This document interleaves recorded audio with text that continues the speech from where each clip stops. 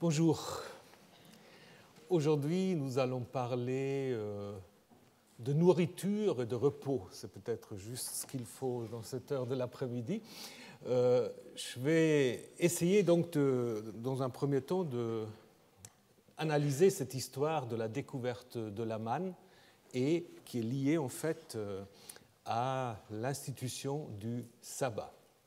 Vous savez, le sabbat, on en a déjà parlé dans la Bible, sans vraiment en parler, puisque dans le récit de la création, au chapitre 1 de la Genèse, Dieu, le septième jour, se repose, mais rien n'est dit que ça devrait devenir quelque chose à imiter, ni le terme même de Shabbat est utilisé. Le verbe est utilisé, mais personne, en fait, à part Dieu, est au courant de tout cela. Et bien sûr, le narrateur du premier chapitre de la Genèse. Alors les choses vont changer. C'est un chapitre un peu long et compliqué, donc je me suis dit comment faire.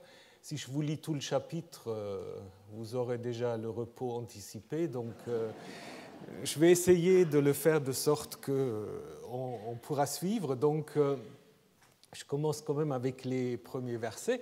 Alors, ils partirent d'Élim, je reviendrai sur l'itinéraire. Toute la communauté des fils d'Israël arriva au désert de Sin, qui est entre Élim et Sinaï, au 15e jour du 2e mois après leur sortie du pays d'Égypte. Et toute la communauté des fils d'Israël gronda contre Moïse et Aaron dans le désert. Alors, je traduit gronder, dans les traductions bibliques, c'est murmurer souvent, mais je ne sais pas trop ce que c'est, murmurer.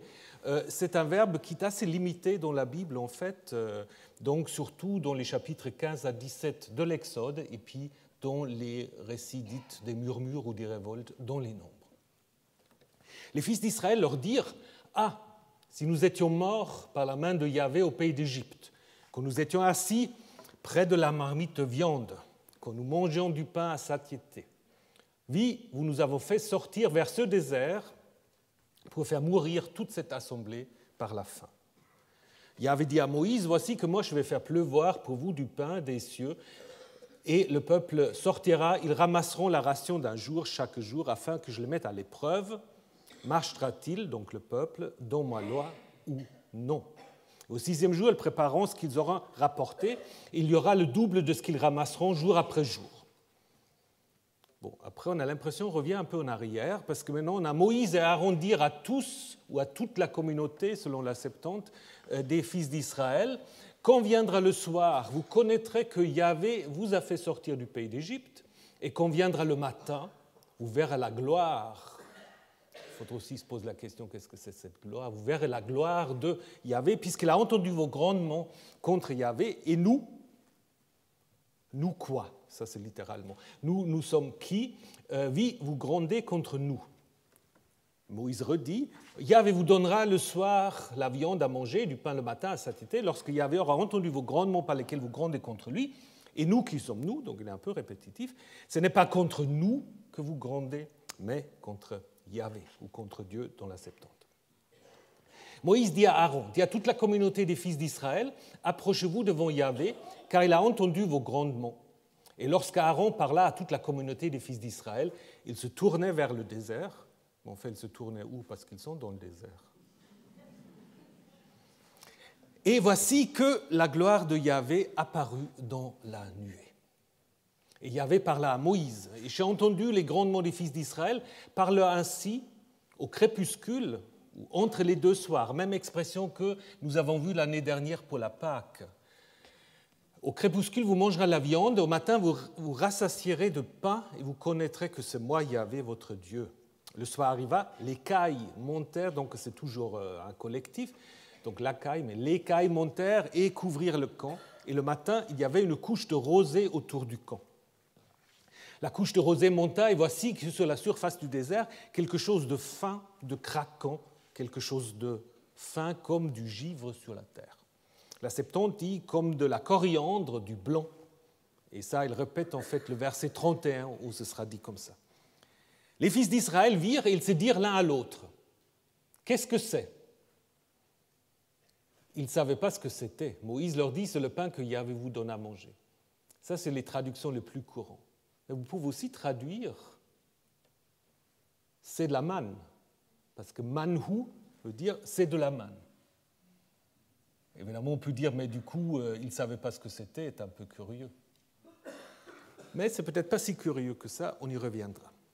Et après, le récit continue, je vais vous le résumer. Donc maintenant, Yahvé commande par la voix de Moïse de ramasser, il ramasse, il mesure, chacun a ce qu'il faut, mais il y a évidemment des gens qui n'écoutent pas Moïse, qui leur dit il ne faut pas garder les choses jusqu'au matin, donc ils gardent, ça devient puant, et donc le 6e jour, tout d'un coup, ils ramassent le double, et ils viennent le dire à Moïse. Et Moïse dit, voici ce que Yahvé a dit, demain c'est Shabbaton, ce n'est pas Shabbat, c'est Shabbaton, un sabbat saint pour Yahvé. Ce que vous faites cuire, faites-le cuire. Ce que vous faites bouillir, faites-le bouillir. Tout ce qui est en plus, déposez-le en réserve. Maintenant, on peut faire des réserves. Ils le déposèrent jusqu'à matin, comme Moïse l'avait commandé, et du coup, ça ne le puait pas. Moïse dit, mangez-le aujourd'hui, car aujourd'hui, c'est un sabbat pour Yahvé. Aujourd'hui, vous ne le trouverez pas dans les champs. 6 jours durant, vous le ramasserez, mais le 7e jour est sabbat, il n'y aura pas. Or, quand même, le 7e jour, parmi le peuple, ils sortirent pour ramasser, ils ne l'en trouvèrent pas. Du coup, Yahvé dit à Moïse, « Jusqu'à quand refusez-vous de garder mes commandements et mes lois ?» Donc, Yahvé n'est pas content. Voyez, Yahvé vous a donné le sabbat, c'est pourquoi il vous donne le 7e jour, le pain de 2 jours, demeurez chacun à sa place, que personne ne sorte de son lieu le 7e jour. Le peuple se reposa, fit sabbat le 7e jour. Et, de nouveau, la maison d'Israël l'appela manne. C'était comme de la semence de coriandre blanc. Son goût était comme de la pâtisserie, du miel. Et puis après, Moïse dit encore à Aaron de garder de la manne en réserve pour les générations à venir. Alors qu'avant, on avait dit que ça ne pouvait pas se garder d'un jour à l'autre. Et donc, on conclut, les fils d'Israël ont mangé la manne pendant 40 ans, jusqu'à leur arrivée dans un pays habité. C'est la manne qu'ils ont mangée jusqu'à leur arrivée aux extrémités du pays de Canaan. Et la conclusion un peu bizarre, l'homère est le 10e d'un épha. Bon, ça, c'est évidemment un glossateur, puisqu'on parle beaucoup de homère, une mesure qu'on a seulement ici en Exode 16. Alors, donc, c'est une histoire longue, complexe, pas toujours très facile à comprendre, qui s'inscrit en fait d'abord dans un itinéraire. Donc, nous avons vu qu'en Exode 14, ils partirent de la mer des gens, il y a le cantique dont nous avons parlé, et après, il y a plusieurs stations. D'abord, le désert de Chour, 3 jours sans trouver d'eau, Mara, mais ils ne peuvent boire l'eau car c'était amer, puis Élim, il y avait 12 sources et 70 palmiers, et de Élim, ils arrivent au désert de Sin, entre Élim et le Sinaï, et après, ils vont continuer leur marche. Donc vous avez en fait ils vont arriver à Rephidim. Donc vous avez toute une série de mots qui ne sont pas toujours très clairs, je reviendrai. Si on revient sur Exode 16, on se rend compte que c'est le plus complexe de tous ces textes qui l'entourent. On peut distinguer 3 grandes parties. D'abord, on parle de la manne. Ensuite, au milieu, on parle du Shabbat. Et on reparle de la manne à la fin, avec deux perspectives un peu différentes pour la manne. La première partie, c'est surtout la question du mécontentement du peuple et de la nourriture, et après, donc, la signification théologique de la manne qu'il faut garder pour les générations à venir. Donc, les 3 parties ont des centres. Vous voyez aussi qu'il y a beaucoup de discours. Donc, c'est un mélange, en fait, entre discours, instruction et récit. C'est assez typique, en fait, pour le milieu un peu sacerdotal. Donc, 3 grands thèmes qui sont toujours encadrés. L'apparition de la gloire de Yahvé dans la première partie, le Shabbat qui est expliqué, et finalement la réserve de la manne pour les générations à venir. Alors, est-ce que vous vous êtes déjà posé la question si c'est un récit déplacé? Parce que les exégètes se sont posé la question, je m'explique, c'est peut-être pas tout à fait clair. Donc, c'est un mélange de récits, il n'y a pas de problème, et presque tout le monde est d'accord pour dire c'est un texte qui nous vient du milieu des prêtres. Des milieux des prêtres, alors, prêtre premier récit, deuxième récit, ça peut être très important pour le moment.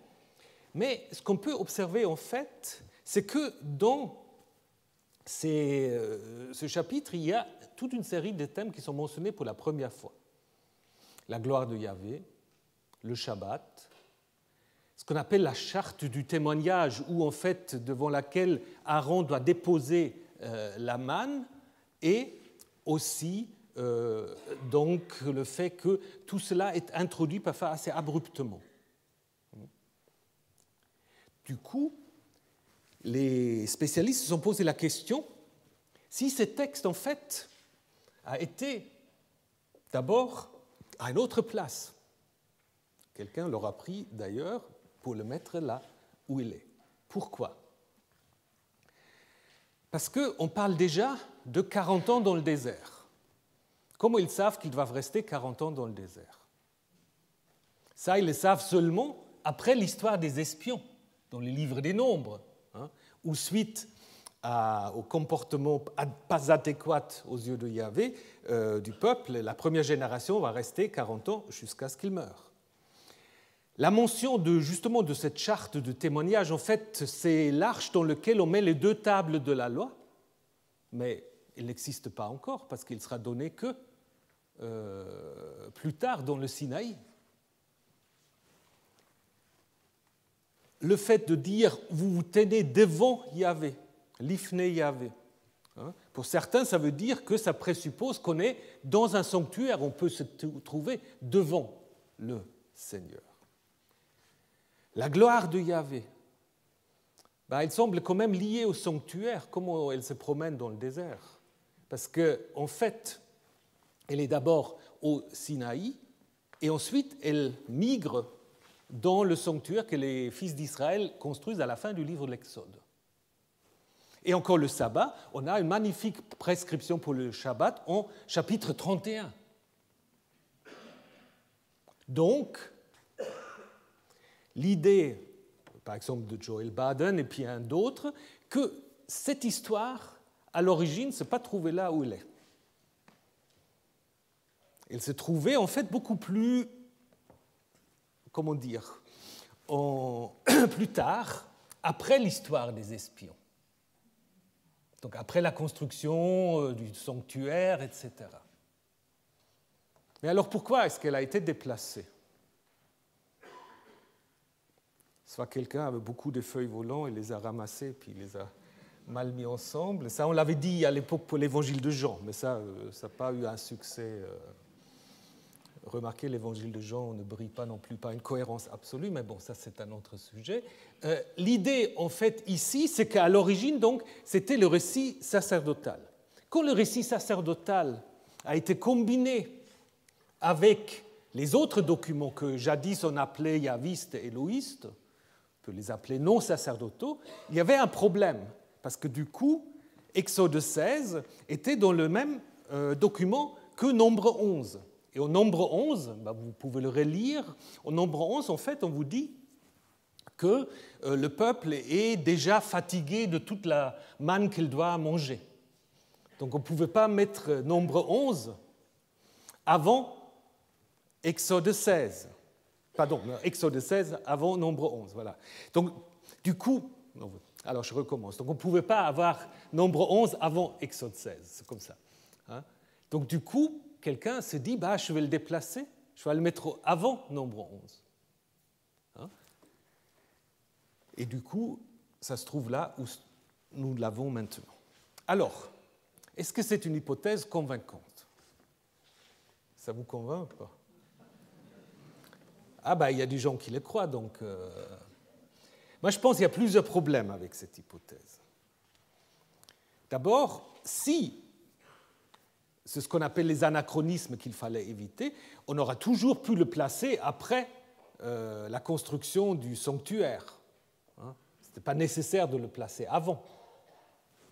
Et ensuite, certains anachronismes ne sont peut-être pas si importants qu'on prétend. Par exemple, l'histoire de la gloire. La gloire, elle est déjà préparée, en fait, au chapitre 14.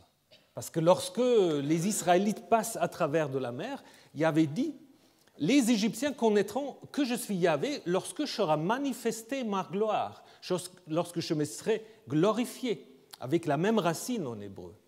Et c'est juste le chapitre avant. Donc du coup, si ce texte était la suite du récit sacerdotal, en fait la gloire, elle est très bien préparée. En 14, c'est les Égyptiens qui connaîtront Yahvé, qui se glorifient. En Exode 16, c'est Israël qui connaît Yahvé par son don de nourriture. Et voici que la gloire de Yahvé apparut dans la nuée. D'ailleurs, la nuée, elle est aussi mentionnée au chapitre 14. Donc, l'apparition de la gloire n'est pas abrupte, comme on dit, elle est bien préparée. Seulement, on ne sait pas encore comment elle va se manifester. Et ça, on va l'apprendre maintenant. D'autres textes ou d'autres anachronismes sont en effet justes, surtout la charte du témoignage, mais pour cela, il y a d'autres explications. C'est plutôt le résultat d'une révision d'un texte par des rédacteurs qui n'étaient pas tellement intéressés par la cohérence narrative, mais qui étaient intéressés en fait par intégrer dans ce récit clé un certain nombre de thèmes qu'ils trouvaient importants. Donc, maintenant, vous avez compris, et ça je vais le faire vite parce qu'autrement ça devient un peu trop complexe, mais vous avez compris que ce texte n'est pas écrit d'un seul trait. Si vous le lisez, déjà vous vous rendez compte, il y a des contradictions. Je vous donne juste 2-3 exemples. L'annonce de Yahvé après le mécontentement du peuple, il vient trop tôt. Ce n'est pas très bien, Yahvé réagit même pas à ce mécontentement. Il dit simplement, oui, je vais pleurer bas pour vous du pain des cieux. Et puis il prépare déjà le Shabbat. Alors qu'il introduit en fait un thème qui n'est pas très important dans l'ensemble du récit, mais qui revient, c'est la question aussi curieuse, est-ce qu'Israël va observer la loi? Là, on a un autre problème. Est-ce que la loi est déjà donnée? Non, mais comment ils peuvent alors marcher selon la loi? Donc là, il y a un problème. D'ailleurs, dans ces versets-là, on n'utilise pas les termes courants qu'on utilise dans ce récit, soit fils d'Israël ou communauté ou assemblée des fils d'Israël. On parle simplement du peuple. Donc là, il y a certainement un problème. Donc la réponse originelle au mécontentement du peuple où ils disent « Vous nous avez fait sortir vers ce désert pour faire mourir toute la communauté, toute l'assemblée », Moïse et Aaron répondent tout de suite au verset 6. Lisez 6 après 3, ça va très bien. Ils disent en effet « Quand viendra le soir, vous saurez que c'est Yahvé qui vous a fait sortir d'Égypte. » Parce que le peuple dit « Vous nous avez fait sortir d'Égypte », et puis Moïse et Aaron vont dire « Non, ce n'est pas nous, c'est Yahvé ». Et après, quelqu'un a encore précisé au verset 8 que, en fait, en répétant une partie, puisqu'en 7 on dit « Nous, qui sommes-nous que vous grondez contre nous ?» Alors le verset 8 dit « Non, ce n'est pas contre nous que vous grondez, mais contre Yahvé. » Donc vous voyez, c'est en effet une histoire assez complexe.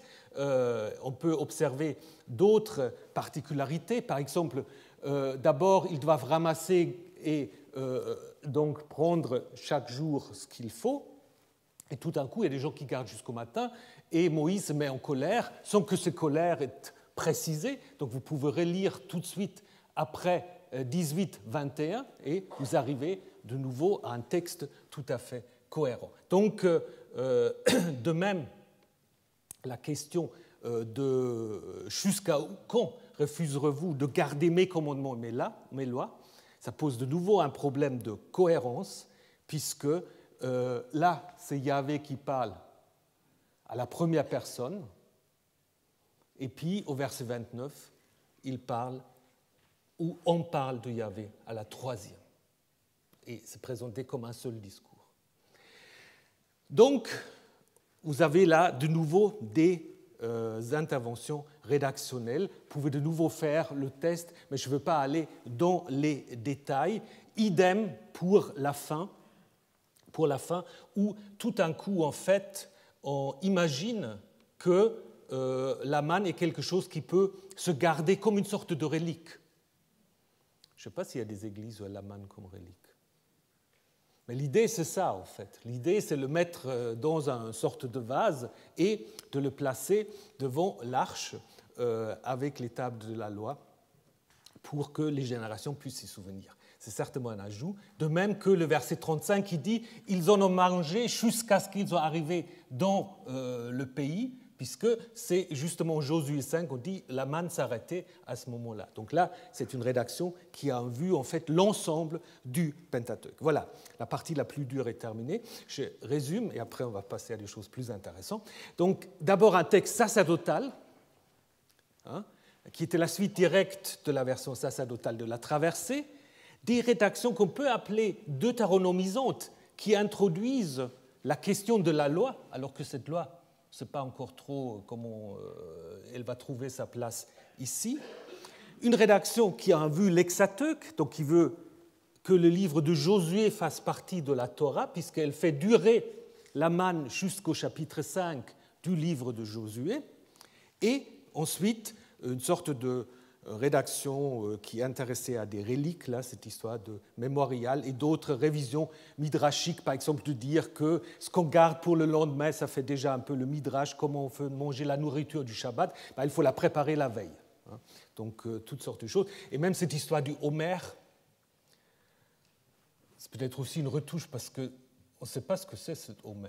On ne parle qu'en Exode 16. Donc là, il y a quelqu'un qui est obsédé par les mesures, et puis voilà.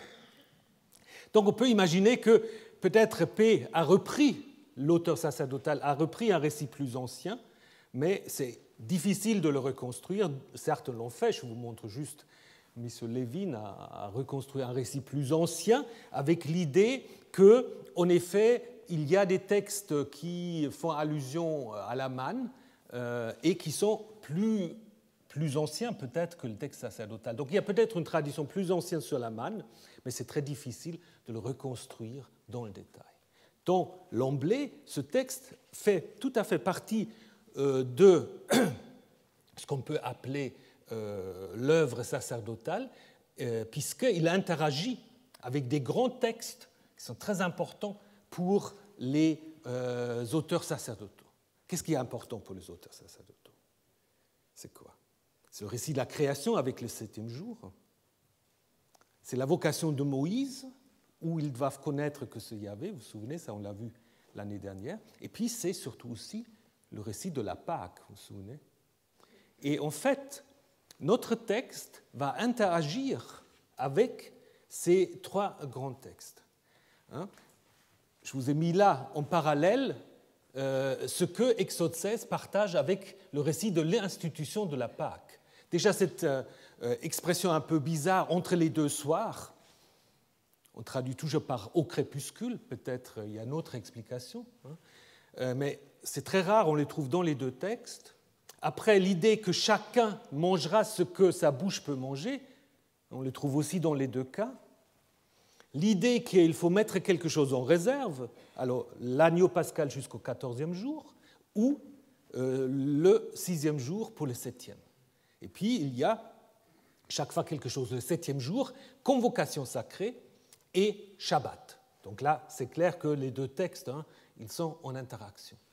Idem pour le récit de la vocation de Moïse dans le document sacerdotal en Exode 6, où Dieu dit « J'ai entendu la plainte des fils d'Israël », comme en Exode 16, il va dire « J'ai entendu les grondements des fils d'Israël ». Vous connaîtrez que c'est moi, Yahvé, votre Dieu, Exode 6, vous connaîtrez que c'est moi, Yahvé, votre Dieu. Je vous ai fait sortir, je vous ferai, c'est une promesse encore en Exode 6, je vous ferai sortir des corvées d'Égypte, et en 16, vous allez connaître que c'est Yahvé qui vous a fait sortir du pays d'Égypte. Donc là, l'important, c'est la connaissance de Yahvé. Donc voilà comment ça construit un réseau. Et puis, il y a aussi une allusion, ou des allusions à la création du monde, en Genèse 1, qui est l'ouverture en fait du document sacerdotal, parce qu'on a d'abord, évidemment, le schéma 6 plus 1 dans les deux.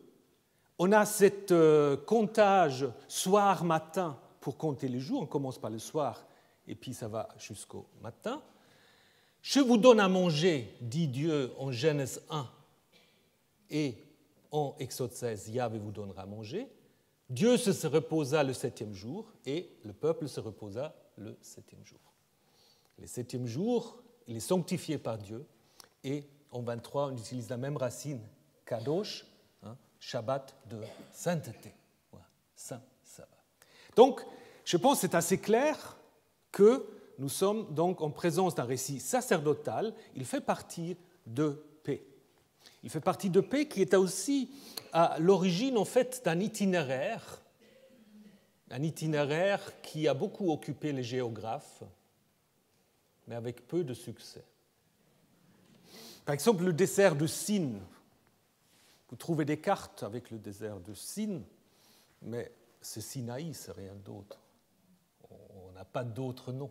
C'est une géographie un peu inventée. Élim. Alors, qu'est-ce que c'est Élim? Est-ce que c'est le pluriel des chaînes? Est-ce que c'est le pluriel des dieux? El, ça peut être un dieu, Élim, des dieux. Et ensuite, quand même, 12 sources et 70 palmiers. Ben, ça fait un peu les 12 tribus, les 70 descendants de Jacob quand il descend en Égypte, ou même les 70 fils d'El dans la mythologie ougaritique. Donc je pense que ces tentatives d'identification, on a toujours essayé. Par exemple, les Élim, on a trouvé ici, il y a un lieu qui s'appelle le Ayoun Moussa, la source de Moïse, évidemment c'est un nom qui donnait bien après, où on a pensé Élim, ça fait comme Élat, du coup on passe à l'autre côté. Donc c'est pas très, comment dire, très convaincant. Donc, puis à Aïn Moussa, bien sûr, il y a des sources, il y a des puits, mais ça vous le trouvez un peu partout dans les oasis. Donc je crois qu'il faut plutôt penser que nous avons affaire à une géographie inventée. Je pense que les auteurs, ils spéculent, parfois ils intègrent aussi des noms qu'ils connaissent, mais ils spéculent, et je ne crois pas qu'ils avaient une carte dans la tête. Nous, notre approche, quand on entend des noms, c'est de regarder où ça se trouve sur une carte. Mais eux, ils n'avaient pas des cartes. Ils avaient plutôt une idée d'un déplacement, mais un déplacement qui aussi toujours a des connotations théologiques, symboliques, etc.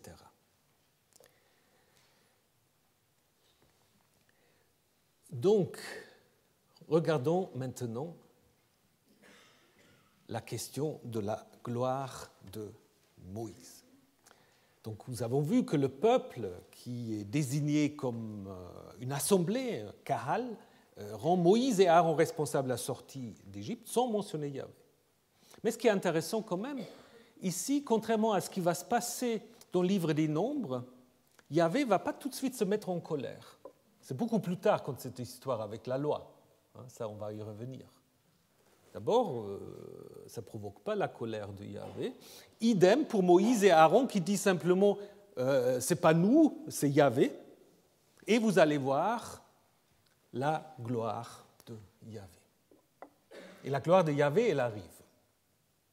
Mais elle ressemble à quoi, la gloire de Yahvé?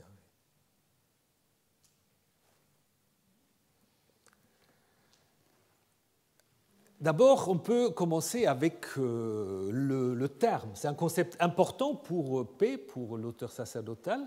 Le terme kavod, ou kaved, veut dire la lourdeur, quelque chose qui est lourd, qui a la consistance, la masse, la substance. Et à partir de cela, ça peut devenir la majesté, la puissance.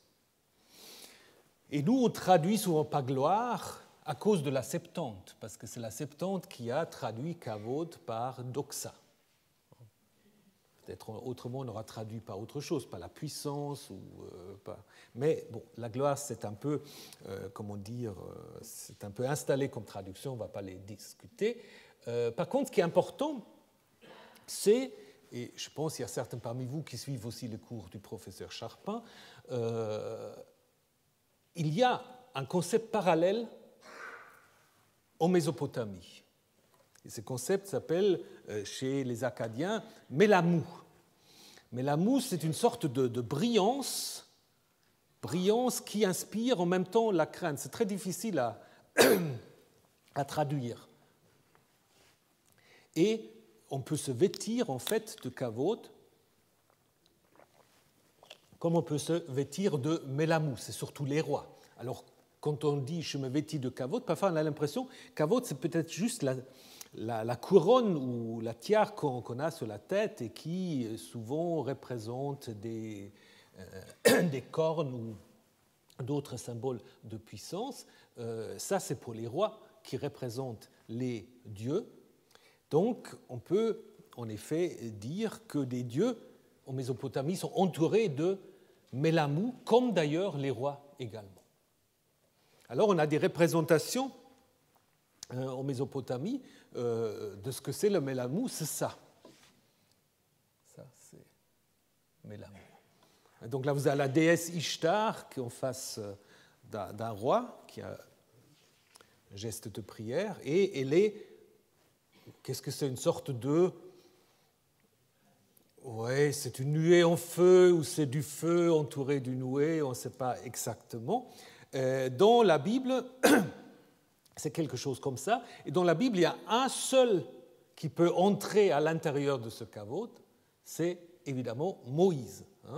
Donc, d'abord, le kavod se trouve sur le Sinaï, donc c'est une sorte de feu qui réside en haut, et puis Moïse, on nous dit, il peut entrer, l'aspect du kavod de Yahvé était comme un feu dévorant au sommet de la montagne.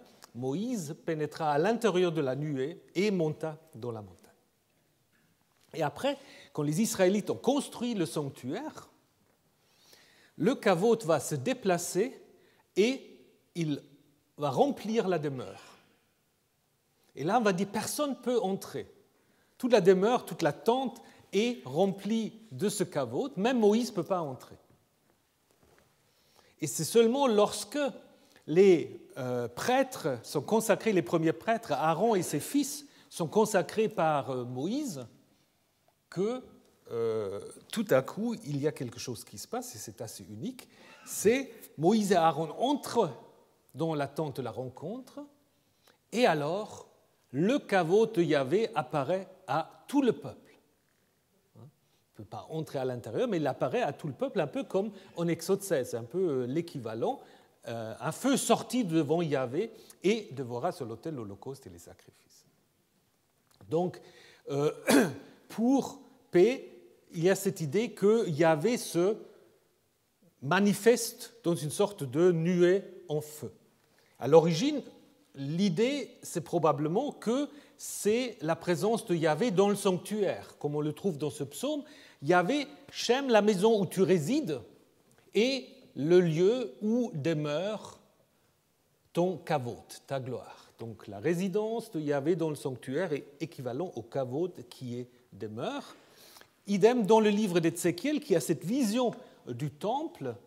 Et dans la vision du temple, donc, vous vous souvenez, Ézéchiel est déporté à Babylone et puis l'Esprit le transporte à Jérusalem juste l'année avant la destruction du temple. Et il va le kavod de Yahvé dans le temple. Et ensuite, lorsque le temple sera détruit, et cela c'est probablement le début de l'idée de paix, lorsque le temple va être détruit, le kavod va devenir mobile, puisqu'on va dire que Yahvé, avec ses chérubins, va sortir du temple et la gloire de Yahvé était au-dessus d'eux. La gloire de Yahvé monta au milieu de la ville et ensuite donc passe à l'est pour aller jusqu'à Babylone. Donc là, vous avez l'idée d'une mobilité de la gloire qui n'est plus liée à un sanctuaire ou à une montagne, mais qui peut se déplacer. Et c'est probablement ça que P utilise ensuite pour dire que Yahvé n'est pas lié à un sanctuaire précis, Yahvé peut se déplacer. Et c'est exactement ce qu'il fait, déjà en Exode 16, et cette idée, justement, que Yahvé, après en Ézéchiel, peut aller jusqu'à Babylone, il sera un peu partout. Donc ça devient un Dieu mobile. Maintenant, je vous ai déjà rendu attentif à un petit problème que nous avons vu au moment de la traduction. Les fils d'Israël se tournèrent vers le désert, alors qu'ils sont dans le désert.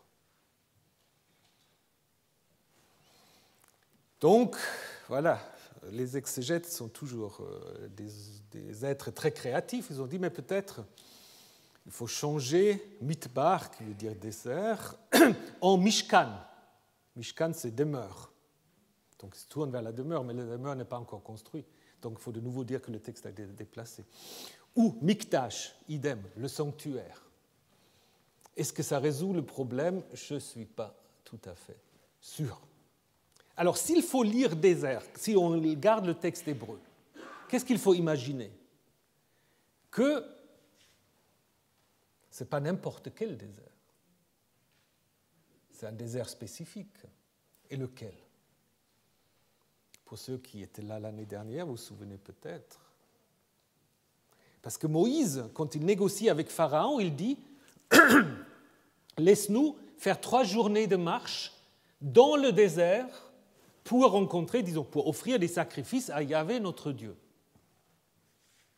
Donc, en fait, probablement, c'est en direction de ce désert-là que les Israélites se tournent, et donc Yahvé va quitter en fait sa montagne via son kavod pour venir à la rencontre des Israélites. C'est probablement ça, cette idée, donc il n'y a pas besoin forcément de changer le texte.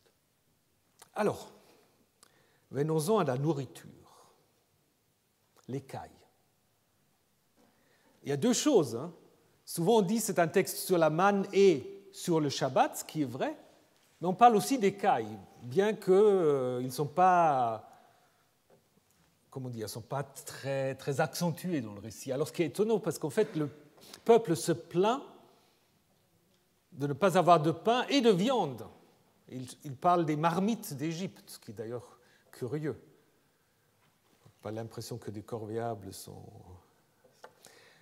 traités si bien que ça, mais enfin, bon, ça c'est peut-être un problème psychologique de l'humanité. Dès qu'on est dans une situation de crise, le passé devient magnifique. Ben ça, il y a aussi pas mal de politiciens qui font leur pain béni avec ça, mais bon. Donc le peuple, voilà, ils veulent la viande et du pain, et arrivent en effet l'écaille et la manne. Alors les 2 choses, on peut dire, c'est en effet 2 dons qui reflètent une certaine réalité. Mais en même temps, et ça on le néglige pas faire un peu, il y a aussi une dimension mythologique assez importante, surtout pour la manne, je reviendrai là-dessus. Mais l'écaille, bon, il n'y a pas beaucoup de choses à dire. Les cailles sont bien attestées, bien connues. C'est des animaux, comment il faut dire, ils se laissent assez facilement capturer, parce qu'ils ne savent pas bien voler. C'est comme des poules, ils marchent plus qu'ils volent, et donc les Égyptiens aussi les ramassent presque comme ça. Donc c'est des oiseaux qui doivent voler, mais qui du coup sont fatigués, sont trop gras, trop gros, et se laissent donc facilement attraper, comme le dit déjà aussi Flavius Joseph dans les Antiquités. Dans l'Ancien Testament, en fait, les cailles sont seulement mentionnées en lien avec la manne. Donc on n'a pas d'autres textes qui nous parlent des cailles. Les cailles, c'est toujours l'équivalent en fait de la manne. Mais la manne, voilà. Alors parlons-en de la manne. Qu'est-ce que c'est? Bon, je ne vais pas vous faire tout un cours sur la manne, parce qu'il y a eu toutes sortes de théories. Donc au XIXe siècle, il y a eu les botanistes qui sont allés au Sinaï pour chercher la manne, etc. Et puis ils ont découvert en fait un arbre qu'on appelle le Tamarix mannifera. C'est le nom qu'on a donné à cause de la manne, en fait. Le tamaris qui porte la manne. Qui serait donc une sorte d'arbre, d'arbuste, qui est colonisé par, ou disons qui vit en symbiose par des cochenilles qui après, en fait, produisent une sorte de substance qui est un peu comme du sucre et qui après, en fait, peut tomber sur le sol, parfois avec des surfaces assez importantes. Après, il y a d'autres hypothèses sur des champignons, etc., mais bon, on ne va pas aller dans les détails, ce n'est pas très important. Ce type de manne est encore aujourd'hui, si vous allez au Sinaï, les Bédouins vont vous vendre du man eshama, donc la manne du ciel, parce qu'ils ont bien compris qu'on peut faire des affaires avec la manne. Donc, pour résumer, c'est une sorte de mieya, donc c'est une sorte de liquide qui est excrété par différents insectes, parce que ce n'est pas simplement ce tamaris, c'est quelque chose qu'on peut observer. Et c'est peut-être ça qui est en effet à l'origine de l'idée de la manne, à savoir que les auteurs bibliques donc, se sont inspirés en fait des phénomènes tout à fait naturels ou les interprétant comme une intervention divine. Mais il y a aussi une tradition qui est un peu moins naturaliste.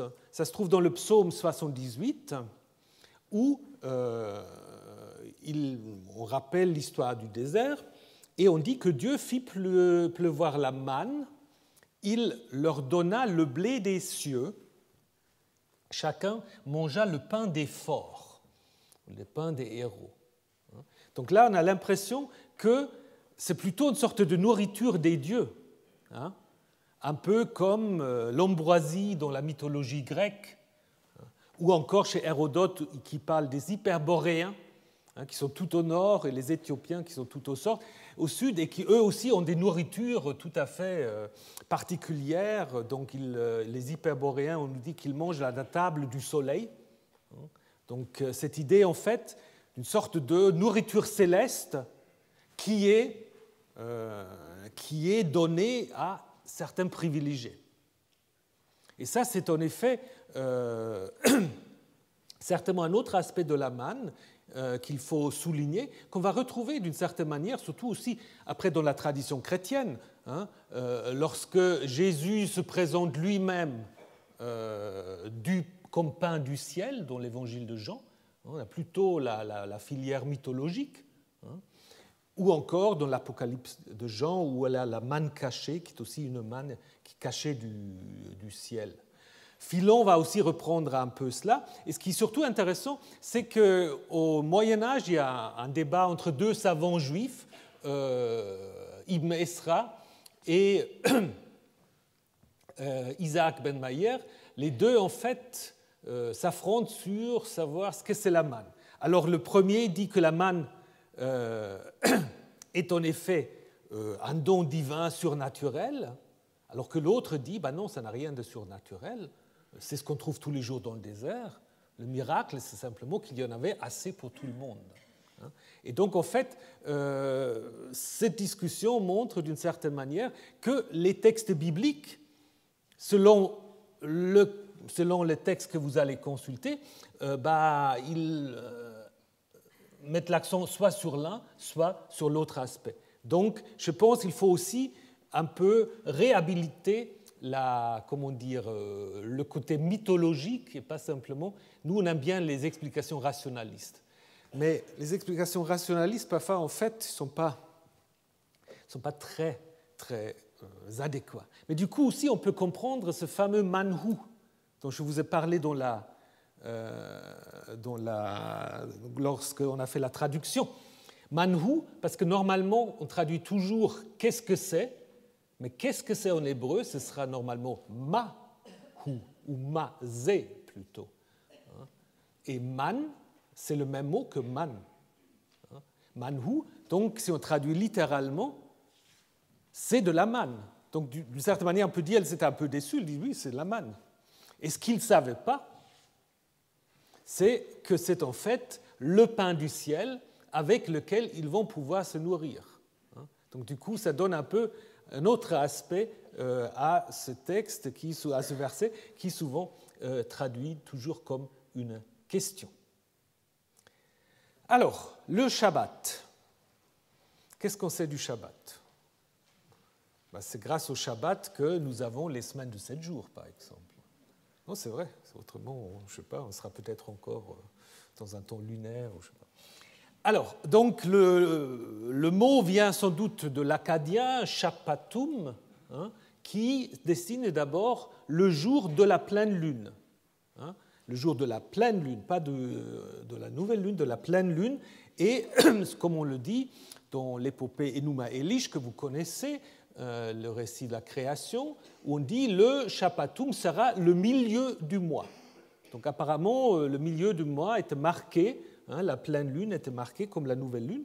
Et dans les textes bibliques, on a l'impression que le Shabbat, dans les textes anciens, ce n'est pas du tout le 7e jour, c'est aussi une fête mensuelle, mais qui semble plutôt être liée à la nouvelle lune.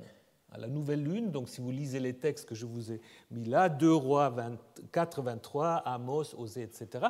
Et aussi, nous avons un ostracon du 7e siècle, où le sabbat est également mentionné comme une fête mensuelle pendant la récolte. Donc ça veut dire en fait que le Shabbat était d'abord une fête, tous les 28 jours, une fête du calendrier lunaire. Alors comment le Shabbat est venu ce qu'il est maintenant? C'est probablement dans le contexte de ce qu'on peut appeler l'exil babylonien. Après la destruction du temple,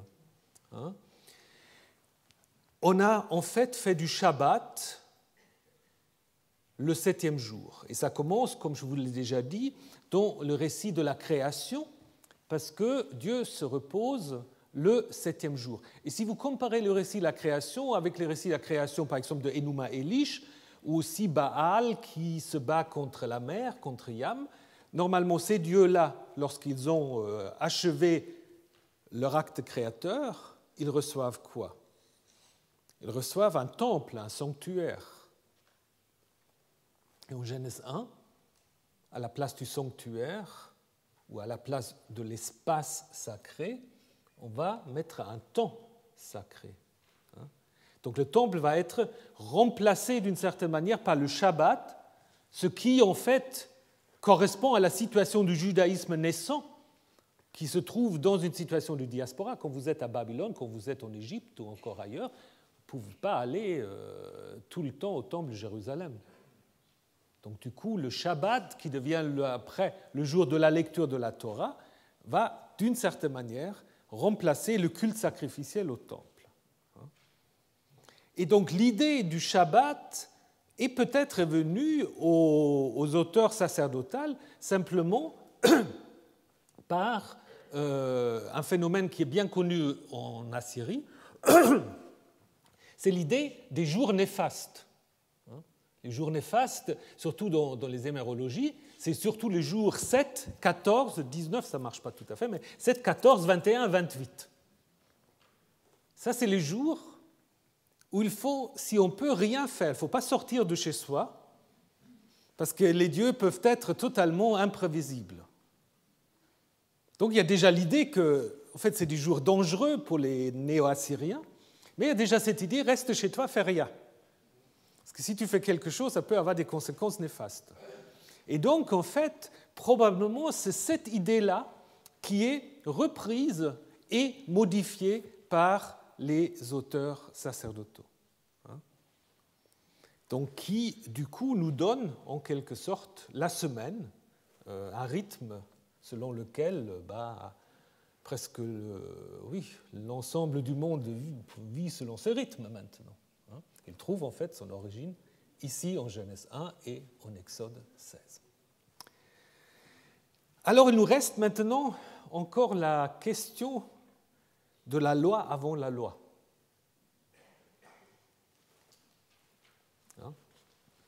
Donc il y a cette idée déjà, dont ça fait partie des révisions du texte, où Yahvé dit qu'il va mettre le peuple à l'épreuve, marche-t-il dans ma loi, dans ma Torah ou non?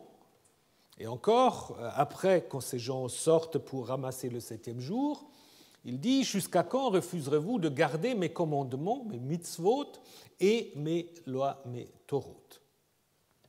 Donc l'idée de la mise à l'épreuve du test, on l'a aussi en Deutéronome 8. Il t'a fait manger dans le désert la manne afin de mettre à l'épreuve. Mais là, il n'y a pas de problème parce que Ça se situe à un moment où le peuple est censé de connaître la loi. Donc il y a la même racine, mais ce qui manque en Deutéronome aussi, c'est le mécontentement du peuple et la colère de Yahvé, qui est en plus. Donc maintenant, il y a quand même toujours ce problème. Déjà, ce couple mitzvot et torot est assez rare. Souvent, on a des triades, les lois, les commandements et les prescriptions, etc. Le parallèle le plus proche se trouve en Exode 24, où en effet, Yahvé dit à Moïse, « Monte vers moi dans la montagne, je donnerai des tablettes de pierre, la loi et le commandement, Torah et mitzvah. » Bon, très bien, que j'ai écrit. Donc ça, ce n'est pas Moïse, là, c'est Dieu qui écrit. C'est un autre problème. Tantôt c'est Dieu qui écrit, tantôt c'est Moïse. Mais le problème reste, parce que ça c'est après. C'est le mot Sinaï. Donc, se pose la question de savoir comment les Israélites ont eu connaissance de la loi avant la révélation du Sinaï. Vous avez la réponse? La réponse se trouve dans quelques versets qu'on a ajoutés avant Exode 16. Moïse fait partir Israël de la mer des Joncs. Il marcha 3 jours, il ne trouva pas d'eau. Ils arrivèrent à Mara, mais le pur bois de l'eau de Mara, car elle était amère. Et c'est pourquoi on appelle ce lieu du nom de Mara. Le peuple gronda contre Moïse en disant « Qu'allons-nous boire ?» Celui-ci cria vers Yahvé, et Yahvé lui enseigna, avec la racine yara, un arbre d'une certaine espèce. Il en jeta un morceau dans l'eau, et l'eau devint douce. Bon, jusqu'à maintenant, il n'y a rien de spécial. Mais maintenant, c'est là qu'il leur fixa des décrets et des coutumes. C'est là qu'il les mit à l'épreuve. Et il dit, si tu écoutes bien la voix de Yahvé, ton Dieu, si tu fais ce qui est droit à ses yeux, si tu prêtes l'oreille à ses commandements, si tu gardes tous ses décrets, je ne t'infligerai aucune des maladies que j'ai infligées à l'Égypte, car c'est moi, Yahvé, qui te guérit. Donc là, on dit, c'est là que Yahvé leur donne déjà des commandements et des lois. Et c'est juste quelques versets avant Exode 16. Donc d'abord, on a un miracle, simplement. Peut-être c'est une anecdote plus ancienne que le rédacteur a repris, mais en même temps, si vous pensez au mot Mara, et plus qu'on est dans des récits récents, plus il y a déjà des jeux avec les racines, etc., ce qui fait après le bonheur de l'interprétation rabbinique des textes bibliques, mais ça commence déjà dans la Bible même, en fait. Parce que Mara, ça fait déjà penser un peu à Torah, parce que vous avez la racine Yod Reché qui est utilisée lorsque Yahvé donne à Moïse l'arbre ou le bois qu'il doit mettre dans l'eau. Il l'enseigna, l'arbre qu'il doit mettre dans l'eau. Donc du coup, on peut imaginer que l'ensemble en fait, du passage a été inventé pour les besoins de la cause, à savoir d'anticiper d'une certaine manière le don de la loi. D'ailleurs, c'est un texte qui comprend même un petit élément d'ironie, parce qu'on dit que le peuple marcha 3 jours dans le désert, et où est-ce qu'ils arrivent? Ils arrivent à un endroit où il n'y a rien. Disons, il y a l'eau, mais l'eau qui est imbuvable. Et qu'est-ce que Moïse avait dit au Pharaon?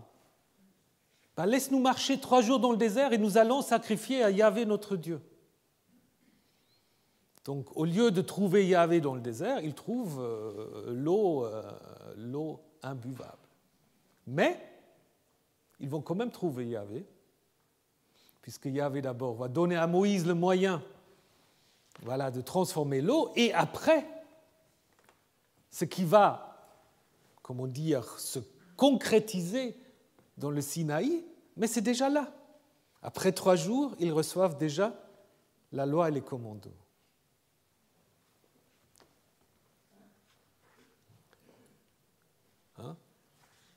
le fait ici que vous avez déjà ces commandements permet en effet de comprendre les insertions du chapitre 16 qui insistent sur la désobéissance du peuple par rapport à la loi. Et nous avons deux expressions qui sont très importantes ici. Nous avons l'impression « écouter la voix de Yahvé ». Ça, si vous faites de la concordance, vous allez voir que cette expression « écouter la voix de Yahvé », on le trouve surtout dans le Deutéronome et après dans les livres des rois. Idem, faire ce qui est droit aux yeux de Yahvé. Ça ne se trouve pas partout, ça se trouve presque exclusivement, de nouveau dans le Deutéronome et dans les appréciations des rois, dans les livres des rois, et les parallèles bien sûr dans les chroniques. Donc l'auteur, en fait, de ce texte, il a en vue déjà tout l'ensemble de l'histoire jusqu'au livre des rois. Donc il a en vue ce qu'on appelle l'Énéateuque, donc un ensemble qui va de la Genèse jusqu'au livre des rois. Et cette histoire, elle est encore importante parce qu'elle explique encore une autre chose. Elle explique encore une autre chose, à savoir que nous avons parfois des expressions qu'on ne comprend pas toujours non plus très très bien. Depuis le jour où tu es sorti d'Égypte jusqu'à votre venue en ce lieu, vous êtes révoltés contre Yahvé. Donc là, on a l'impression que c'est tout de suite après la sortie d'Égypte.